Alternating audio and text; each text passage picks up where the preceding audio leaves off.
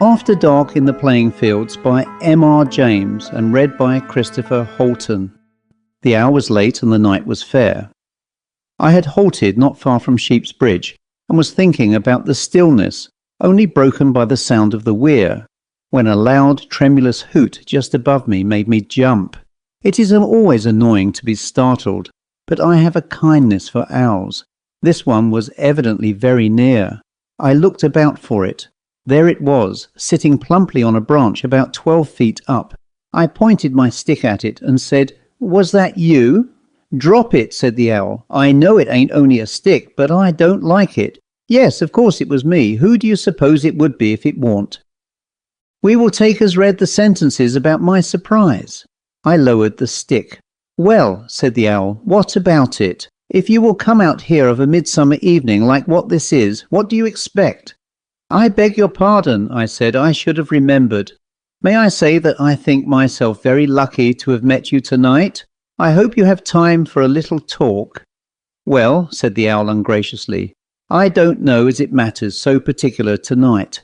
I've had me supper as it happens, and if you ain't too long over it, Suddenly it broke into a loud scream, flapped its wings furiously, bent forward and clutched its perch tightly, continuing to scream. Plainly something was pulling hard at it from behind. The strain relaxed abruptly, the owl nearly fell over, and then whipped round, ruffling up all over, and made a vicious dab at something unseen by me. "Oh, I am sorry," said a small clear voice in a solicitous tone. "I made sure it was loose. I do hope I didn't hurt you." "Didn't hurt me," said the owl bitterly. "Of course you hurt me, and well you know it, you young infidel. That feather was no more loose than, oh, if I could get at you. Now I shouldn't wonder but what you've thrown me all out of balance. Why can't you let a person set quiet for 2 minutes at a time, without you must come creeping up and, well, you've done it this time anyway. I shall go straight to headquarters and," finding it was now addressing the empty air, "Why, where have you got to now? Oh, it is too bad that it is." "Dear me," I said, "I'm afraid this isn't the first time you've been annoyed in this way. May I ask exactly what happened?" "Yes, you may ask," said the owl, still looking narrowly about as it spoke, "but it'd take me till the latter end of next week to tell you. Fancy coming and pulling out anyone's tail feather. Hurt me something cruel, it did. And what for, I should like to know. Answer me that. Where's the reason of it?" All that occurred to me was to murmur, "The clamorous owl that nightly hoots and wonders at our quaint spirits." I hardly thought the point would be taken, but the owl said sharply, "What's that? Yes, you needn't to repeat it, I heard. And I'll tell you what's at the bottom of it, and you mark my words." It bent towards me and whispered, with many nods of its round head, "Pride, standoffishness, that's what it is. Come not near our fairy queen," this in a tone of bitter contempt. "Oh dear no, we ain't good enough for the likes of them. Us that's been noted time out of mind for the best singers in the fields. Now, ain't that so?" "Well," I said doubtfully enough, "I like to hear you very much, but you know, some people think a lot of the thrushes and nightingales and so on. You must have heard of that, haven't you? And then, perhaps, of course I don't know, perhaps your style of singing isn't exactly what they think suitable to accompany their dancing, eh?" "I should kindly hope not," said the owl, drawing itself up. "Our families never give in to dancing, nor never won't neither. Why, whatever are you thinking of?" It went on with rising temper. "A pretty thing it would be for me to set there hiccuping at them." It stopped and looked cautiously all round it and up and down, and then continued in a louder voice, "Them little ladies and gentlemen, if it ain't suitable for them, I'm very sure it ain't suitable for me. And," temper rising again, "if they expect me never to say a word just because they're dancing and carrying on with their foolishness, they're very much mistook, and so I tell 'em." From what had passed before, I was afraid this was an imprudent line to take, and I was right.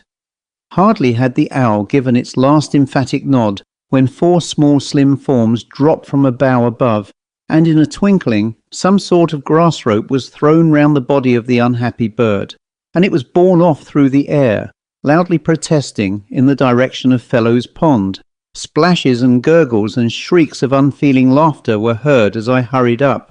Something darted away over my head, and as I stood peering over the bank of the pond, which was all in commotion, a very angry and dishevelled owl scrambled heavily up the bank, and stopping near my feet, shook itself and flapped and hissed for several minutes without saying anything I should care to repeat. Glaring at me, it eventually said, and the grim suppressed rage in its voice was such that I hastily drew back a step or two. "'Ear that? Said they was very sorry, but they'd mistook me for a duck. Oh, if it ain't enough to make anyone go regular distracted in their mind and tear everything to flinders for miles round. So carried away was it by passion that it began the process at once by rooting up a large beakful of grass, which alas got into its throat, and the choking that resulted made me really afraid that it would break a vessel. But the paroxysm was mastered, and the owl sat up, winking and breathless but intact. Some expression of sympathy seemed to be required. Yet I was chary of offering it, for in its present state of mind I felt that the bird might interpret the best meant phrase as a fresh insult. So we stood looking at each other without speech for a very awkward minute, and then came a diversion. First the thin voice of the pavilion clock, then the deeper sound from the castle quadrangle, then Lupton's tower, drowning the curfew tower by its nearness. "What's that?" said the owl suddenly and hoarsely.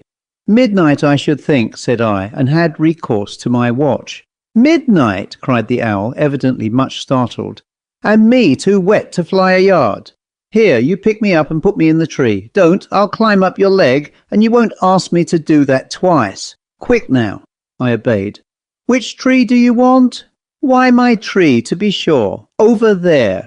It nodded towards the wall. "All right, Bad Calx tree, do you mean?" I said, beginning to run in that direction. "How should I know what silly names you call it? The one what has like a door in it. Go faster. They'll be coming in another minute." "Who? What's the matter?" I asked as I ran, clutching the wet creature and much afraid of stumbling and coming over with it in the long grass. "You'll see fast enough," said this selfish bird. "You just let me get on the tree, I shall be all right." And I suppose it was, for it scrabbled very quickly up the trunk with its wings spread and disappeared in a hollow without a word of thanks. I looked round, not very comfortably. The curfew tower was still playing St. David's tune and the little chime that follows, for the third and last time, but the other bells had finished what they had to say, and now there was silence, and again the restless changing weir was the only thing that broke, no, that emphasized it. Why had the owl been so anxious to get into hiding? That, of course, was what now exercised me. Whatever and whoever was coming, I was sure that this was no time for me to cross the open field. I should do best to dissemble my presence by staying on the darker side of the tree. And that is what I did. All this took place some years ago before summertime came in. I do sometimes go into the playing fields at night still, but I come in before true midnight, and I find I do not like a crowd after dark. For example, at the 4th of June fireworks. You see, no, you do not, but I see such curious faces, and the people to whom they belong flit about so oddly, often at your elbow when you least expect it, and looking close into your face as if they were searching for someone, who may be thankful, I think, if they do not find him. Where do they come from? Why, some, I think, out of the water, and some out of the ground. They look like that, but I am sure it is best to take no notice of them, and not to touch them. Yes, I certainly prefer the daylight population of the playing fields to that which comes there after dark. The end.